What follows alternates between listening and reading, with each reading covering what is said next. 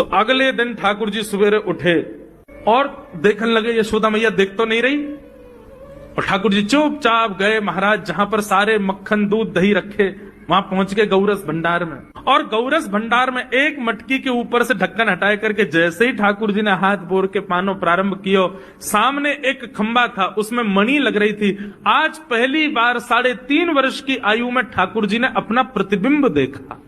ठाकुर जी ने जैसे ही प्रतिबिंब में अपने रूप को देखा, अपने रूप को देख करके ठाकुर जी बोले, हो तू भी आयो यहां चोरी करवे? अपने आप से ही बात कर रहे हैं ठाकुर जी।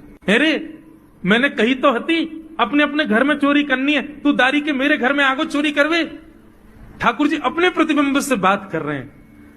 अब गौरस भंडार में ठाकुर जी की आवाज गूंज रही थी और वो गूंजते हुए रसोई घर में जा रही थी। रसोई में मैया ने सुनी, बोले ये लाला कहां थे बोल लो है, उठ गयो कन्हैया? मुझको पतो भी ना चली, नूपुरन की आवाज ना आई।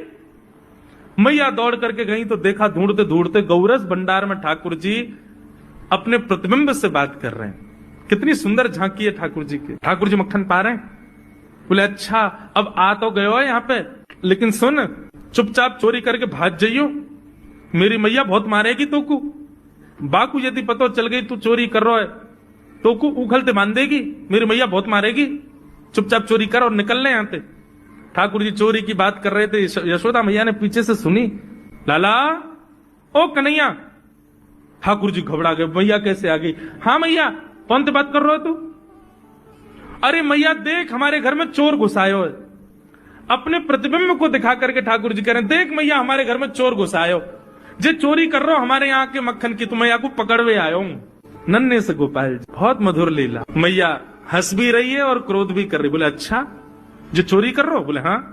चल याकू तो मैं पकड़ लूंगी, लेकिन जे बता तेरे हाथ में मक्खन कैसे लगो? तू तो याकू पकड़वे आयो ना। अब मैया याकी मैं कहा बताऊं, तेने मेरे हाथ में पद्म राग के ऐसे ऐसे बढ़िया कंगन पहना रखे हैं, कड़ूला पहना रखे हैं सोने के। जब मैं धूप में निकलूं ना तो धूप की किरण से मुंह को बहुत जलन है जाए हाथ में।